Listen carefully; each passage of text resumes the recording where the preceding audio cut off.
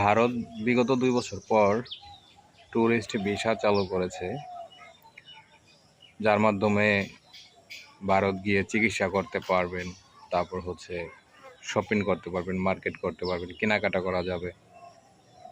মানে যেই দরকারে কেউ এমনিতে ঘুরতে যায়, দেখতে যায়। কলকাতায় অনেক আমাদের পূর্বপুরুষদের অনেক হিস্টোরি রয়েছে, স্মৃতি রয়েছে সেখানে।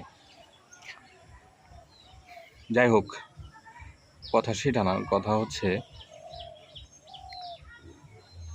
প্রতিনিয়তই ভারতে যেই মুসলমান রয়েছে এবং বিশেষ করে কলকাতায় বর্তমান বিজেপি সরকার আসার পর থেকে বাংলাদেশি বলেও এখানকার মুসলমানদেরকে বাংলাদেশের বর্ডার দিয়ে ক্রস করে পাঠানোর চেষ্টা চলছে, পুশিংয়ের চেষ্টা চলছে।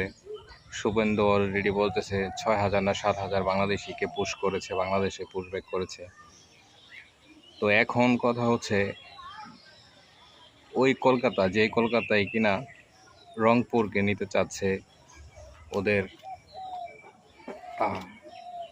রামের ঠাকুর, যেটা বলে রামের মূর্তি, যেটা রংপুরে বানানোর চেষ্টা চলছিল ভারতীয় অর্থায়নে।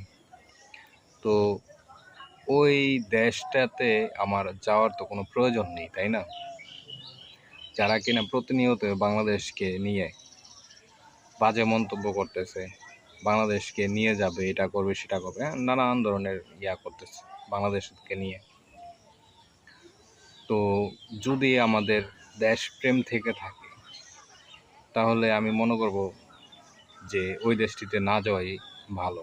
কারণ